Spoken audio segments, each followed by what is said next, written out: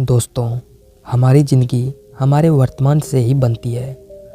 अगर हम वर्तमान में अच्छे कर्म करेंगे तो हमारा भविष्य भी हमारे वर्तमान के अच्छे कर्म का ही फल होगा।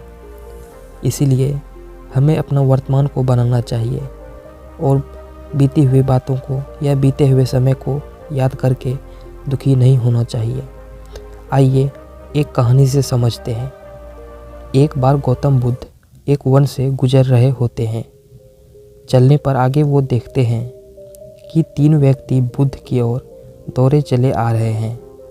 वो तीनों व्यक्ति बुद्ध के पास पहुंचते हैं और बुद्ध से पूछते हैं, मुनिवर, क्या आपने यहाँ से एक स्त्री को भागते हुए देखा है? बुद्ध कहते हैं, नहीं, मैंने तो यहाँ से किसी स्त्री को भागते हुए नहीं देखा है। बुद्ध आगे पूछते हैं, परंतु आप तीनों इतने परेशान क्यों हैं? वे व्यक्ति कहते हैं, वो स्त्री एक डायन थी, वो हमारा सारा धन लेकर भाग गई।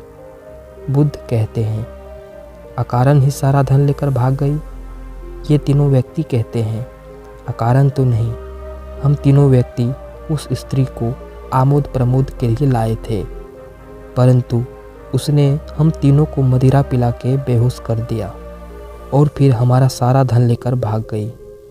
यह सुनकर बुद्ध मुस्कुराते हैं और कहते हैं, अच्छा है, उसने तुम्हारा कुछ बोझ हल्का कर दिया। ये बात सुन के उन तीनों में से एक व्यक्ति को क्रोध आ जाता है और वे गुस्से में चिल्ला के बुद्ध को कहते हैं, अरे तुम हमारा उपहास उड़ा रहे हो? तुम्हें पता है वो धन कितना था? इतना धन तुमने स्वप्न में भी नहीं देखा होगा। वो व्यक्ति ये बात नहीं जानता था कि बुद्ध बनने से पहले राजा के पुत्र थे, जिनके पास धन की कोई सीमा नहीं थी। बुद्ध कहते हैं, वो स्त्री अभी भी तुम्हारा सबसे कीमती धन लूट रही है और तुम कुछ भी नहीं कर पा रहे हो। उन तीनों व्यक्तियों ने आश्चर्य से कहा, परंतु ये कैसे हो सकता है? धन तो उसने कल रात ही लूट लिया था, परंतु ये क्यों कह रहे हो कि धन अभी भी लूट रहे हैं? बुद्ध कहते हैं, धन उसने भूतकाल में लूटा था, लेकिन तुम उसके बारे में सोचकर अपना वर्तमान गंवा रहे हो। वह तुम्हारा वर्तमान भी चुरा रही है। ऐसा हो सकता है कि तुम भविष्य में उसे पकड़ लो और दंड दो, परंतु उस भविष्य और भूत के चक्कर में तुम्हारा वर्तमान तो खराब हो ही रहा है और यही सबसे बड़ी समस्या है। तुम भूतकाल का बोझ उठाए उस भविष्य को बदलने का प्रयास कर रहे हो जो अनिश्चित है और खोज रहे हो अपने वर्तमान को। उन तीनों में से एक व्यक्ति कहता है, बात तो सही है, लेकिन हम इसी क्षण में जिए तो बुद्ध कहते हैं, अगर तुम इसी क्षण में जिए तो अपने आप को जान पाओगे और अपने सारे दुखों को जान पाओगे। उन तीनों में से एक व्यक्ति हंसते हुए कहता है, क्या आप अपने आप को जान पाए? और अगर जान भी पाए तो उससे क्या बदल गया? उन तीनों में से एक व्यक्ति के पास बांसुरी होती है। बुद्ध कहते हैं, मित्र, तनिक मुझे अपनी बांसुरी दो।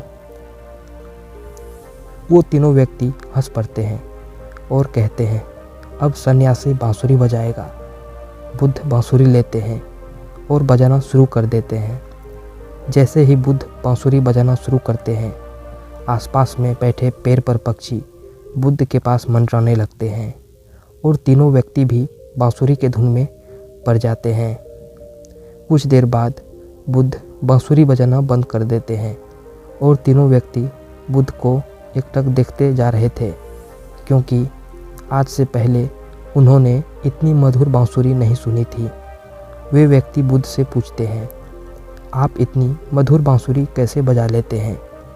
बुद्ध कहते हैं, अगर तुम भी इतनी मधुर बांसुरी बजाना चाहते हो तो बांसुरी पर ध्यान न लगा के अपने जीवन पर ध्यान लगाओ, अपने आप पर जानने में ध्यान लगाओ। यदि तुम अपने आप को जान पाए तो बांसुरी अपने आप ही मधुर बजेगी और सब लोग सुनकर आनंदित होंगे। यह कहकर बुद्ध उन्हें बांसुरी वापस करते हैं और वहाँ से चल देते हैं। उनमें से एक व्यक्ति दौड़कर बुद्ध के पैर पकड़ लेता है और कहता है, मुनिवर, क्या आप मुझे बांसुरी बजाना सिखाएंगे? बुद्ध कहते हैं, अवश्य, किंतु मैं तुम्हारा सारा अहंकार छीन लूँगा। मंजूर है? और वो व्यक्ति बुद्ध का शिष्य बन जाता है।